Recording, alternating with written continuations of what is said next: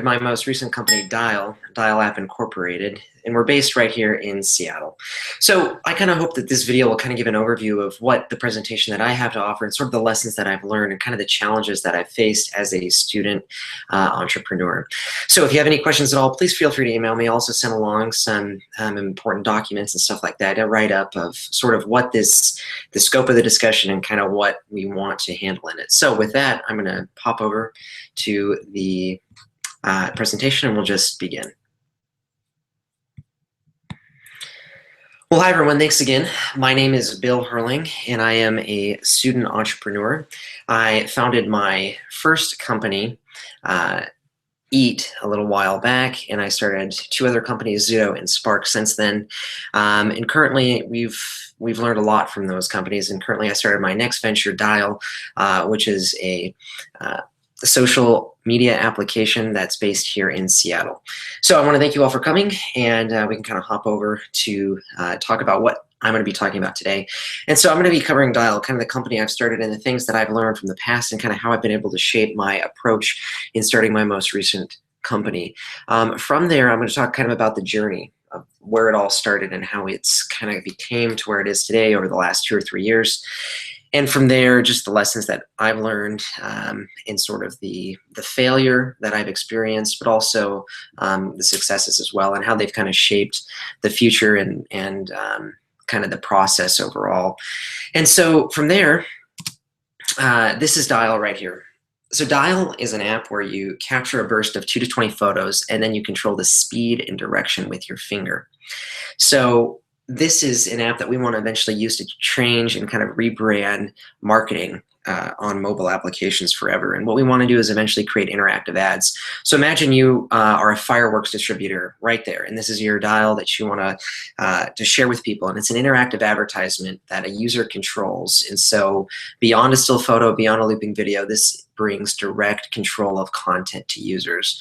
And that's what we want to showcase, and that's really the experience that we want to try to map with Dial.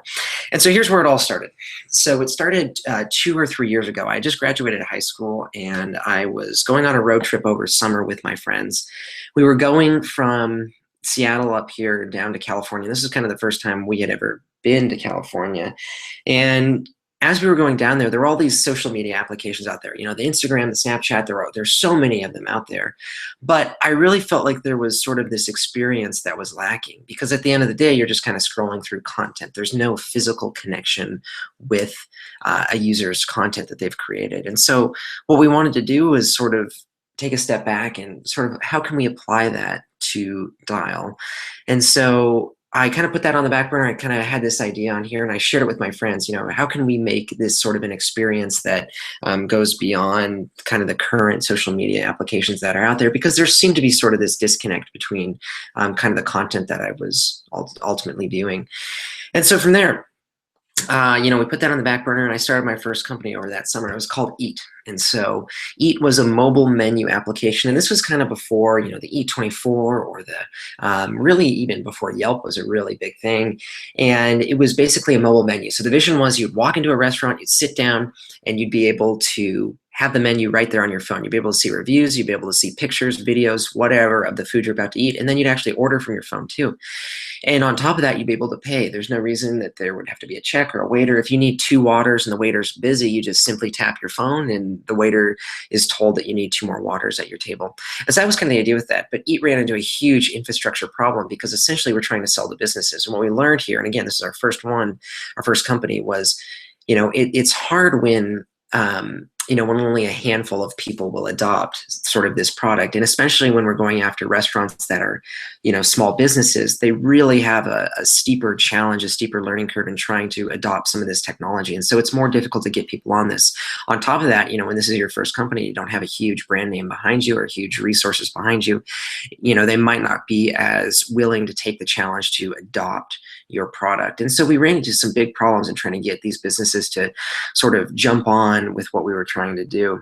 And so from there, we went on to our next company, and that was Zudo. And so Zudo was sort of a mobile, at first it actually started as a search engine. And it was sort of this search engine that was a visual search engine. It kind of went beyond kind of the boring links, and it was just a completely visual search engine. My advice: don't try to make a search engine. It was very complicated. It's hard to create something like that, and it ultimately just failed from that. But we pivoted Zudo to become a links sharing website. So essentially, what you do is you would share links that you find when you're surfing the internet or whatever, and it's kind of a more visual, a more picturesque way to kind of bookmark and document those things, and then people can actually look at them too. And so that's where that started, and then that kind of spun out with really some team issues, and that we can kind of come back to. So on top of that, then we did our third company, which was Spark. And this was Instagram meets Craigslist. If you want to sell the watch on your wrist, all you have to do is snap 4 photos, enter 180 characters, add a few tags, and boom, it's instantly posted to trusted buyers and sellers in your neighborhood.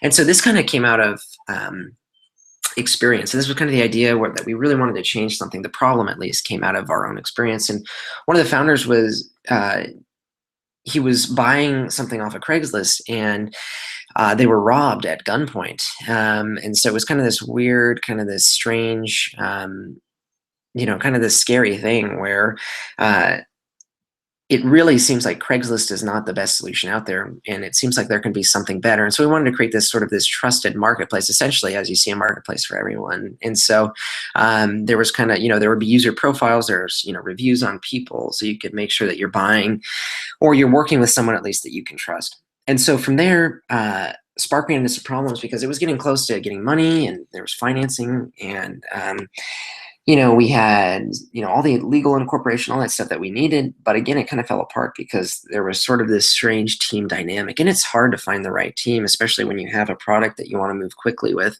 And it's hard to kind of find that right balance. And so again, we'll kind of touch base on that. But that was Spark. And so from there, we move on to I wanted to see, okay, why did all these companies fail? What was it that we were doing wrong inherently, and why? Why didn't it seem to work out, and what can we do differently to kind of make this work out in the end? And so I wrote down all these ideas. And so the biggest one that we kind of kept coming back to was the team. And essentially the team was a big problem because we didn't have a real feel for kind of the struggles that we were going to kind of go through. And when you're starting a company, or when you have a company, you experience these highs and these lows, and the lows can seem so long and the highs can seem so short. And so it's tough because you have to go day in and day out with these people, and it's hard to learn, to lose focus and kind of learn to work with these people. But at the end of the day, these are your co-founders, these are the people that you're working with, and they are here to help you. And so the second company that we started kind of had this tough dynamic where this guy called us up in the middle of the night and told us that he had learned everything that he needed to know about business and design, and he didn't need us, and he could do it all himself. And so it was, obviously that's kind of a red flag there. And so that's why Zudo ultimately failed, was because we didn't have that team player. And it's tough to find that balance where you have someone that, you want to be able to work with, who has the talent, who brings something to the table that kind of picks up where you might slack. And then you try to find the balance with somebody who is a good team player, who understands that it's not about them, that it's about the product at the end of the day. And it's hard to find that balance. So the other thing too there is really taking the time for both finding the team, but also for the product. And so the team, obviously it takes time to find that right fit. And while someone might seem perfect at first, you kind of learn as time goes on, it might not be as perfect as you first imagined. And when you're working with your product, it's the same thing too, where you have people that are going to give you feedback where it might not be exactly what you want to hear, but if you can kind of take the kernels from each pitch of feedback, and you can sort of tailor and change your product to kind of meet the needs of, the people, your customers, essentially the people that you're trying to build a product for. And so, it's tough to take the time to find those right people, but it's ultimately the most important thing that you can do, especially, finding the right people, but also finding a way to get that the right product. And that's kind of the thing that people don't always want to hear, is they expect, oh, this is supposed to be something that just takes place overnight. You hear of all these successful companies that sell for $1 billion, and you think, oh, they're the overnight success. They just got lucky. If I start a company, I might get lucky. But ultimately, these people that are successful, that find this overnight success, just like any artist, they're very quick to point out that, no, this took time. This is something that I've been working for years, for decades even, to try to get an opportunity to be successful. And when I had an opportunity, that's why I became successful. And while we might think it's an overnight success, it's really a body of work that is just buying in and building and creating to whatever craft it is that you're doing. And so people don't always want to hear that it takes time and it's this process. But at the end of the day, that's what it takes to become successful. And that's what you just got to buy into, is that, failure and successes, they're all simply a result of a process that takes time. And that's kind of just what sort of, kind of missed people at first, is just because it does take time. So from there, we took what is called the Instagram approach. And this was something that was, sort of baffling to a lot of people for a lot of years, but you focus on the product, you worry about making money second. And it's sort of the new Silicon Valley kind of for a lot of apps, especially social media apps, where that's really the focus. That you just see companies now, after being bought even for, $750 million, Instagram, for example, they are just starting to implement ads. And that's just something you see, 3 or 4 years after they actually publish the app. And that's just a testament to focusing on creating a quality product that people will want, that people buy into over time. And there's a great TED Talk on that by Simon Sinek that says people don't buy what you do, they buy why you do it. And it's ultimately why companies find successes, because people buy into the core values of the product and what they're initially trying to do, what the problem they're trying to solve, kind of their creative edge, not necessarily the product itself, but what the product's trying to do. And that's what's really important. And so you want to find people that buy into what it is you're doing, because initially it's going to be very difficult. It's going to be very steep to find people that will buy into your product. And so from early on, what we found is, it's hard to find those people to adopt early on. Just like we saw with that first company, Eat. It's hard to find people to adopt your product early on. It really is. But once you have people that are on it, and you got a lot of people that are on it, it seems easier to get people on it once it's more established. But finding those initial people, that's what takes challenge. That's the challenge. That's what takes time. That's what takes being scrappy. And so when you focus on that product, you really got to focus on hearing the people that you're going to buy into, the people that are going to initially buy into your product. Hear them, kind of tune out everyone else, but hear those people that buy into your core values, your core ideas. From there, you got to adapt and react. And just like the product, when you get feedback from people, you just have to be able to adapt to what they're saying and just react and try to iterate there. Because a lot of times people don't want to hear negative things about the product. They hear all these great things. Oh, it's so great. It's so great. Okay. But at the end of the day, I'd rather hear feedback that's going to make our product better, that's going to make it stronger, faster, more adaptable. And again, that can hurt, but if you can take the feedback, listen for quality feedback, not necessarily tune out, sort of the hatred that you might get, but really listen to what people are saying. And if you hear the same thing over and over again, that's obviously a sign that you might want to try to fix that, or adapt to whatever that is. And so from there, you also want to find the right balance. Just with a product, just like the team, you take the time, but you also got to find the right balance, because you will find someone who is very gifted at whatever it is that they want to do, or whatever you need them to do, that might fill some void for you. But they might not be a good team player. You might find a good team player, but they might not have any talent, or they might not fill a serious void for you. And so that's why it's very difficult to find that right balance. But you've got to initially buy into the process of finding someone and just taking the time to do that.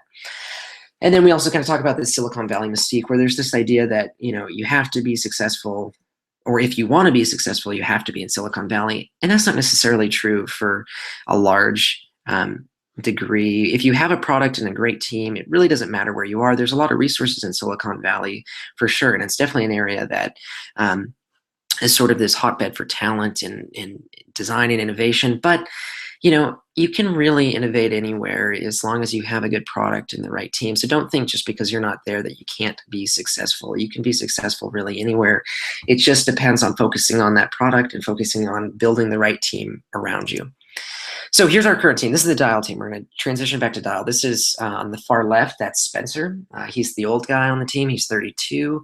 And then I'm in the middle there. And then Sammy, the designer, is on the far right. So what we've done is we've kind of split our company into 3 verticals. And I'll tell you why. Because in some of these past companies, we had multiple people trying to do the same thing. These companies that, had this financing, it was something that was really tough, because we had, probably too many people trying to do business, not enough people trying to do development. It was really, really this hard thing, because it just didn't seem to work out. And so what we did here with Dial is we took a different approach. Spencer is the CTO, the guy on the far left. He's the CTO. He does everything he needs to do, and we help him wherever we can. I do the business and legal stuff in the middle, and then Sammy does all the design. And so from day one, we split the company 3 ways. And so there's been no problem with equity, because in the end, while Sammy might work really hard early on designing things, Spencer will eventually work really hard trying to build those things that he designed. And so basically everyone's day comes where they have to work hard. And so while it might not seem fair at a certain time, the work will eventually even out. And so that's what we did, is we split our company in 3 verticals just like that. And we have each person kind of run point on each task: development, business, and design. And then we just kind of have, if we need any help, we help each other out. And, just because you're a designer doesn't mean you can't help me, do some business thing, or just because I'm business doesn't mean I can't help, do some development thing. And so that's why we have these people run point, but we have, we obviously each kind of go over and help each other as well. So here we are, we're coming back to Dial. So if you remember that first story that I told, where when I was just graduating high school going down, I felt this disconnect. It didn't seem like I was connected to just these photos or whatever that I was looking at. And so I wanted a way to connect. I wanted to feel like I was there. And that's what Dial does, essentially, is a dial doesn't come to life unless you put your finger there and you start moving it. And that's that sort of connection. And it's really about the experience. We want you to feel like you're there, immersed in these moments. I feel like those fireworks. I feel like I'm here with this parrot, the dog, whatever it is. We want you to feel like you're there. That's the experience. And that's really our core value. So what we said is, let's craft our mission. Before you start any company, that's the first thing you've got to do, is figure out, why is it that I'm doing this? Just like Simon Sinek said, why are we doing this? Why are we here? Not necessarily the product, but why are we doing this?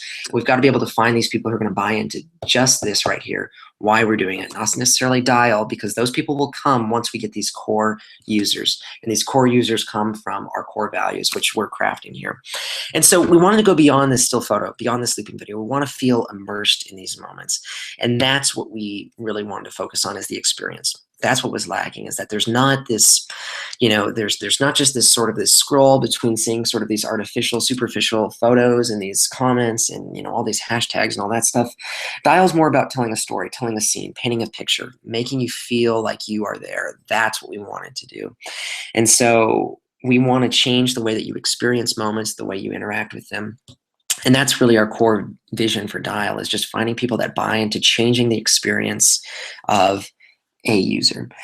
And so from there, we have some different use cases. We have people like realtors that start using this thing, where they have, they want a 360 of a bedroom, a bathroom, a kitchen, the exterior of the house, whatever. We didn't make it for realtors, but they started using it for that. We have athletes that can use this, where they have, here's their swing analysis, here's their running form, here's, how they're pitching the baseball. And this is sort of a great benefit. That's a great use of Dial. It's a great use case for how people can use it. But it doesn't necessarily, that's not how we envisioned it from the start. And that's fine. There's going to be different ways that people are going to use your product. They're going to find creative ways to use it. And that's totally fine. You've just got to be able to not lose focus on why it is, why you're doing this. So from there, here's kind of the legal lessons that we found. And so we have legal counsel from Perkins Coie, and we found that just try to protect what you can. And lawyers are so expensive. They really are. And it's tough, because their reduced rate, we go to the Palo Alto office, and their reduced rate is somewhere between $700 and $800. And it's just sort of, that's tough for an emerging startup. When we have no money, when we have no funding, how can we sort of, try to compete with these bigger companies? We can't pay these people. So by protecting what you can, you've just got to do what you can. And so we have 3 patents on kind of the technology of how Dial works. It might seem simple, but there's kind of a lot going on in the back end there. And sort of actually how it works, and then also the way to monetize it from an advertiser's perspective. And so we really thought, okay, well, we've got to be able to protect this legally, because ultimately, there's so much money that's spent on these legal cases. Sort of having the legal paperwork, having these patents and stuff, it might not necessarily make sure that no one ever does something like we're doing, but it sort of is kind of doing our homework. And it's something that's kind of for an investor really to just say, yeah, we have these documents, and it helps us out in that perspective. And so we wrote 3 patents. I wrote them myself, and I had, Sammy and Spencer help me out.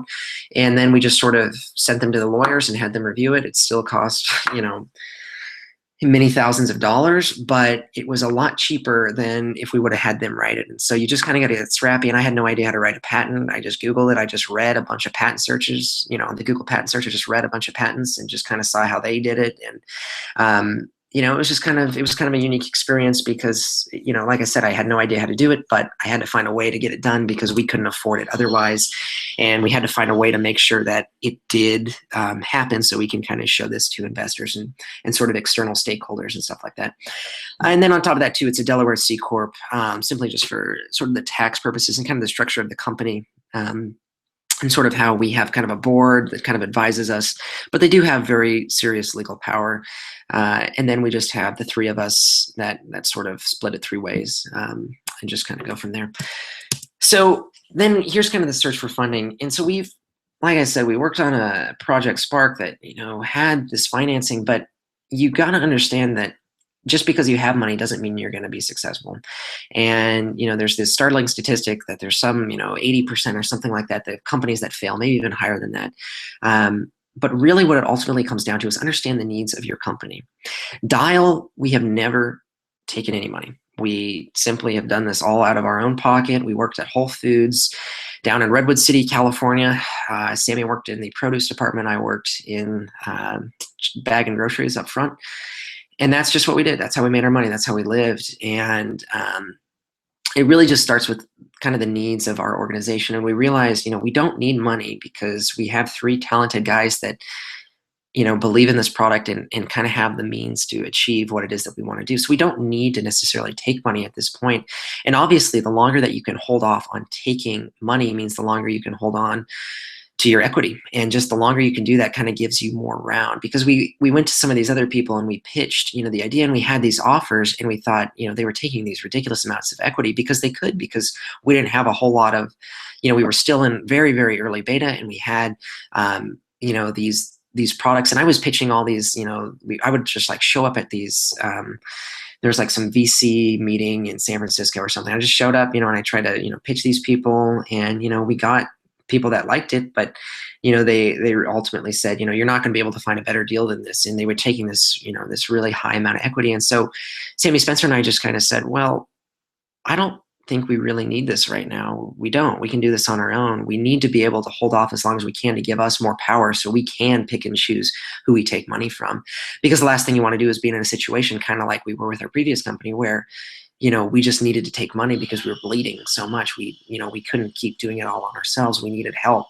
And so when an investor has all that power, they can really take advantage of you. And that's what you got to understand sort of as an entrepreneur and as a student. They will kind of take advantage of you because, we're younger. We don't have a whole lot of experience. But we do sort of in a way because we can kind of understand these things. And that's really the big takeaway there, is to understand that you do have power as an entrepreneur. You don't have to take every deal, and you got to wait for that right fit, because you want to have someone that doesn't just have money, but has the resources to help your product grow, because at the end of the day, that's what it's all about. It's all about making your company stronger, better, faster. And so, it's easy to see these checks dangling in front of you, and you see all this money, especially when you're working at Whole Foods, this is, oh, that's kind of nice money. But at the end of the day, you've got to understand it's not about you, it's about your company. And so that's what you've got to do, is just be sort of obsessively motivated about, and you don't want to be, selfish, but you do want to understand that you got to do what's best for your company.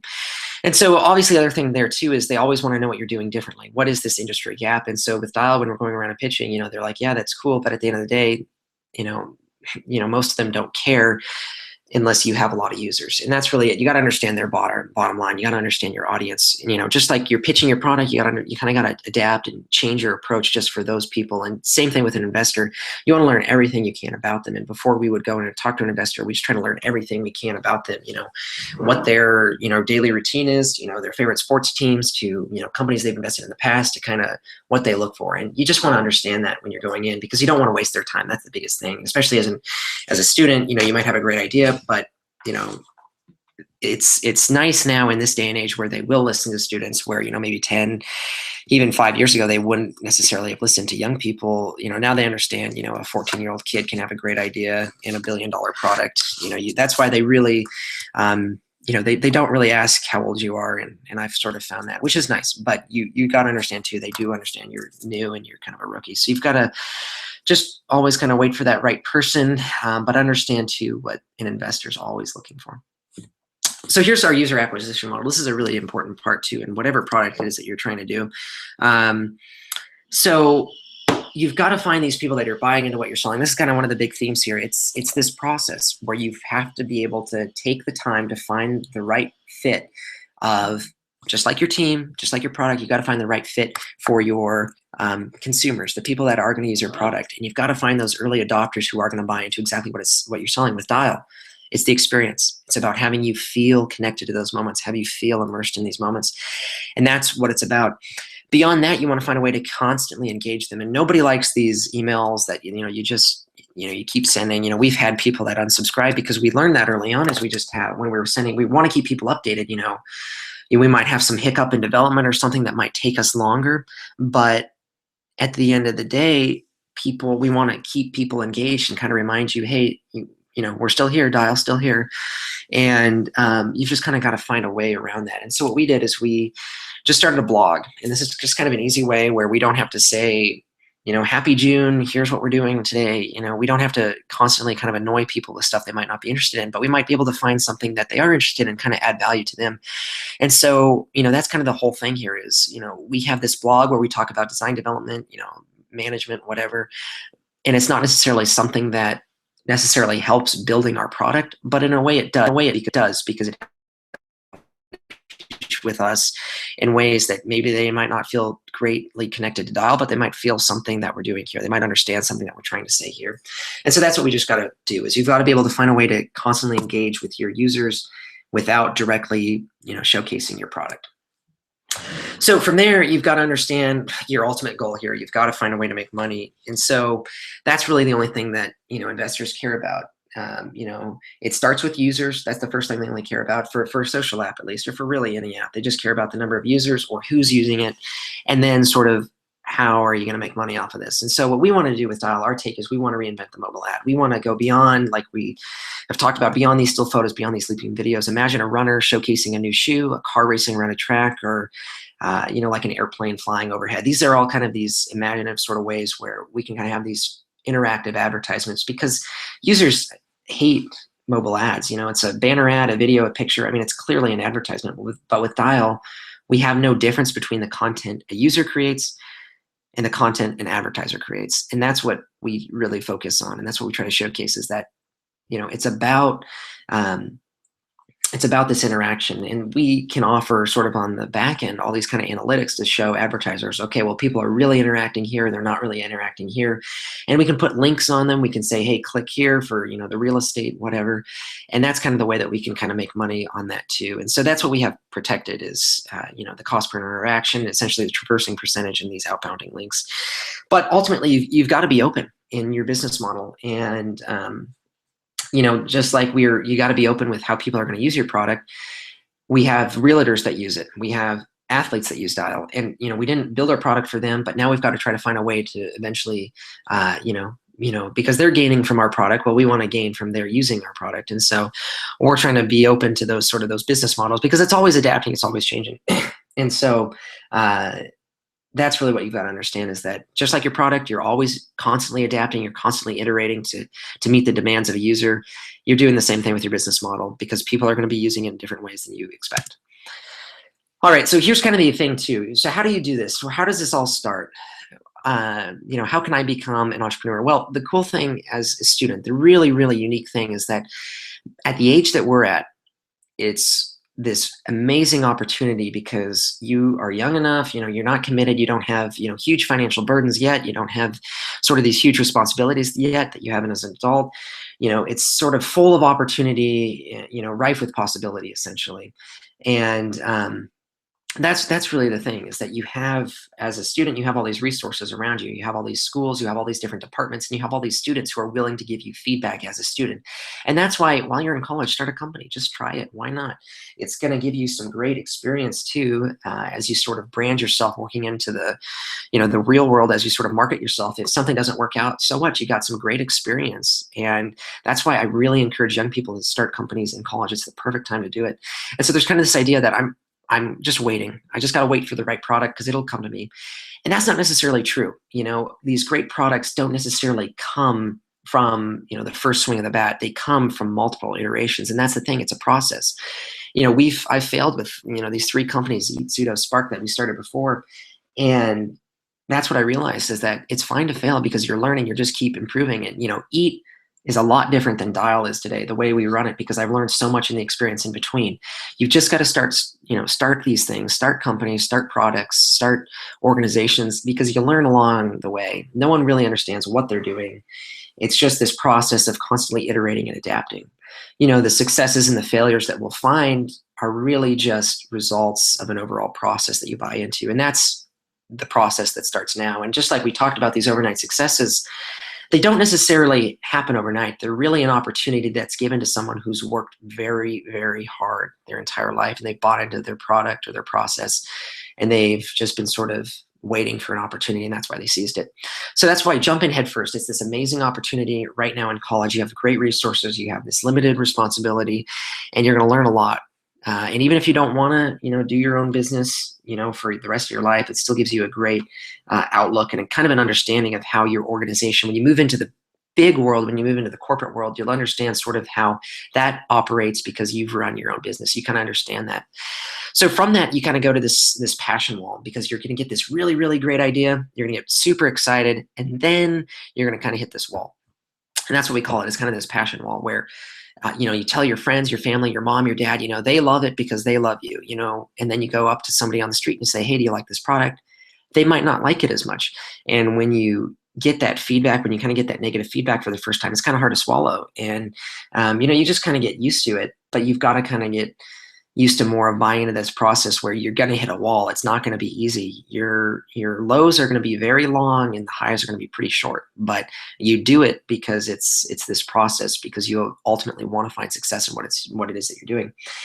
So from there too, when you find that passion, when you find your, whatever it is you want to do, whatever it is that you want to take down, whatever problem it is you want to solve, you sort of just have to iterate. You've got to keep changing. You've got to keep changing your process, meaning the product and the team and the approach to these problems that you find. It's this big process that kind of just comes together. And that's why you're constantly adopting these new ideas, these new philosophies, and you're just changing your process because you want to eventually find ways to be more efficient, more effective, and you'll eventually find success, sooner, if you keep changing, and just building upon, improving upon what you've learned. And you've ultimately got to do it for the right reason. You can't do it for the money. You can't do it for the awards or the accolades. I have some friends who, they just wanted to start a company because they want to make $1 billion, and that's all they think about is, oh, well, this company's going to buy us for $1 billion because they bought a company that did something similar for, $900 million. So they're definitely going to buy my company for a lot of money. Well, that's great. Those external factors, the accolades, the money, those can be, those can be kind of great. But at the end of the day, that's not what it's about. It's really about finding something that you're passionate about, some problem that you do want to solve. And it's an amazing feeling when you create a product and you have someone use it. That's really the greatest thing, is where you're kind of just sitting on a bus somewhere and you see someone, some perfect stranger you don't know, use a product that you create. They derive some meaning from it in some way, something that you created, some idea that you had, that you took the time to build the process and sort of build this product and then have them use it. That's sort of an amazing feeling. And that's why you just got to do it. You've got to do it for that. You've got to find your reason to do it. But it can be tough too, because success can seem so difficult to find. And so what we find is, how can you set these realistic milestones? You can say, well, I'm going to get, 500 million users by next Tuesday. That's great if you do, but, that might not be realistic. So how can you actually scale up to actually achieve something like that? And so, setting these realistic milestones, and once you achieve these realistic milestones, it can kind of be this great boost to morale where you can kind of keep going, keep moving, keep doing what it is that you need to do. And how do you overcome these roadblocks? Because ultimately you are going to run into some problem that you don't foresee. And by sort of understanding these milestones, these realistic ones, and achieving, you can kind of adopt sort of an approach to overcoming these tough things, because you are going to run into challenges that you have no idea how to solve. You've never experienced them. You can't foresee them, but there they are. And so how do you deal with these? Well, it's really about trusting in the people around you, because when you've built a team that believes in what you believe, that loves what it is that you're doing on a daily basis, when you find those people, you rely on them. And so you have to sometimes, trust. And there's been many times when I've, when a problem's come up where someone has some massive problem where we have our users not being able to sufficiently use Dial, uh, I can trust in the people around me because, there's been times where there's ideas that I think we can't do that. That's not good. Why? That's not going to work out. That's an awful idea. But I have to hold my tongue because in the end, I have to trust in the people around me. I can voice my concerns, of course, but I have to understand that at the end of the day, they have the same interests that I do. We have a vested interest in making Dial the best product that it can be. And so when you run into these roadblocks, you trust in the people around you, and the solutions might not seem so clear at first, but if you kind of trust what you've built, you'll be able to kind of find an easier way to sort of attacking these roadblocks head on. Because ultimately, whatever product it is that you're creating, especially with an app, there are no weekends. You're not going to be able to take the weekend off. You can't take a 7-day break or whatever, because users expect it to work every time, all the time. And the one time it doesn't work, you might never get them back. And that's one of the biggest challenges that people don't understand, is it's this constant process that you've got to be able to understand, where you might think everything's smooth sailing and then boom, something happens. And you've got to be able to trust in the people around you and effectively manage the challenge by creating these solutions that sort of come from this team, or these this excellent culture that you've been able to create. And ultimately, it's about achieving everyday success. That's the thing. What can we do today that makes our company better than it was yesterday? That's really it. That's all it comes down to. And you kind of learn whether you make some big feature that you didn't have yesterday. That's a great milestone, of course. But it could be as simple as, excuse me, it could be as simple as just something where you achieve something, you learn something in the process that will help you not make that same mistake next time. That's as simple as everyday success is. It's just, what can you do every day that makes your company better? And you'll realize when you can just sort of live day to day, achieving these things day to day in this overall process, kind of these minor results or successes ultimately will help you in the long run. And that's just, you got to be able to understand something like that. So ultimately, this is the big thing here. It is a process. Life is a process. Whatever product it is that you're creating is just a process. You've got to be able to take the time. You've got to be able to wait and understand that it is a process. The sooner you buy into this, waiting for that right balance for both the team, building this culture of excellence around you, sustaining these positions, stuff like that, and being able to ultimately find the right balance in your product too. We're taking good feedback and then sort of tuning out sort of this hatred or this feedback that not necessarily is for your product, but really geared towards something else. And so you wait for that right balance for the product and the team. That's what it's about in this process. On top of that, it's this constant state of iteration. You're constantly adapting your process just like your product, in that it will change over time. You're going to learn things today that will help you tomorrow. And that's all you've got to understand, is that it's this long process.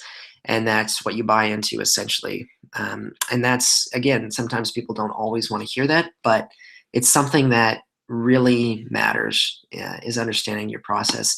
And at the end of the day, you've just got to be able to find peace with that, because that's really all that matters. And then from there, you've just got to be able to trust in the people around you, trust in your product, and trust in the process. That's the biggest thing there, is that you have sort of this never-ending process that you will fail. You will not always experience success, but you will at some point find success. And so you've just got to trust in defining a culture, essentially, that you've built upon, by the hard work of a team, finding a balance between, this talent and the dedication and the belief of the solution or the problem that you're trying to solve. And so that's really it, is that you've got to be able to trust in the people around you, because at the end of the day, that's all that matters. You're building a product, but ultimately you can't do it alone. You need to have people that are there to work with you, that believe in what it is that you're trying to accomplish. And you just have to sometimes be able to trust them. And, it's hard sometimes, because I worked on products that we had, that Spark was very organized, in the sense that it was micromanaged almost to a degree. And it was tough, because we had sort of these business people that were, always breathing down the necks of the developers and designers, and they consider themselves artists in a sense. And it's difficult when you don't want to disrupt their flow. So what you've got to do is just sort of, keep your gut reaction to yourself initially, and sort of logically present a case where if you don't like something, you can kind of say it. But when you're honestly always checking with people, you're just always seeking to see what they're doing, it really doesn't help. them at all, and it sort of disrupts your flow. So you've got to, always be mindful of what's going on as a, if you're a business person, you've got to understand that. But at the end of the day, you've got to be able to trust your people. And there's so many times where, I've just wanted to say that's an awful idea, but I try to logically present my case, and then, I just got to sit back and trust my people. And I've been so grateful that that's happened, because at the end of the day, it makes our products a lot stronger, and the process a lot stronger in itself. So I wanted to end here with just this quote here. I never failed once. It just happened to be a 2,000-step process. And that's all it is. That's all it is. This life, whatever it is you're doing, is just a process. And the sooner you understand that, the better.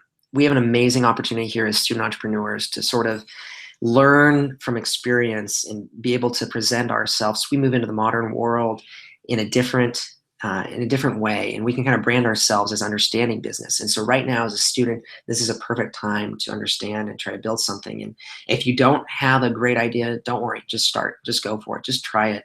Why not? Because you're going to learn something along the way, and you might find as you're changing your process, you're getting better. You're going to be able to brand yourself, market yourself when you move into the real world. And as you do move into the real world, you're going to realize, starting this business, this is a real thing. This is a real company. This could take off. There are no rules. You make them yourselves as you go along. And that's really it, is in this overall process, just start, just try it, just jump in and get going. And that's the key thing. If you only take one thing away from this, just find peace in the process, because it is a long process. And if you don't buy into it, if you don't buy into the hard work that it's going to take to achieve success, if you don't understand that failure is going to come too, it might not be a great fit for you. But if you do understand these things, the sooner you can just kind of buy into a process, you'll understand sort of how success can be achieved over time. So with that, I encourage you guys to check out Dial, dialapp.co. Can't afford the .com, of course, so .co. So if you want to go there, check out what we're doing. We'd love that. Of course, you can visit our blog too and sort of see what we're doing there. But I'd love for you to get Dial. Dial's currently, it's been very long. It's been in beta for almost 10 months now. And that's really been a result of, we didn't take money, and we made that decision where we didn't take money, and so we decided to just build it ourselves. But with that, we've got to live too, and we've got to have real jobs, and so it takes away from every single second that we can put into Dial, and that's just that's something that we've got to understand, that there's always going to be kind of that trade-off. But yeah, so definitely sign up for Dial. So just come on to dialapp.co. We would love to have you, and perfect. So with that, I will thank you guys so much for your time. I really do want to focus this topic really on kind of process-oriented learning, or sort of the idea that, all success and failures, they're all derived from a process.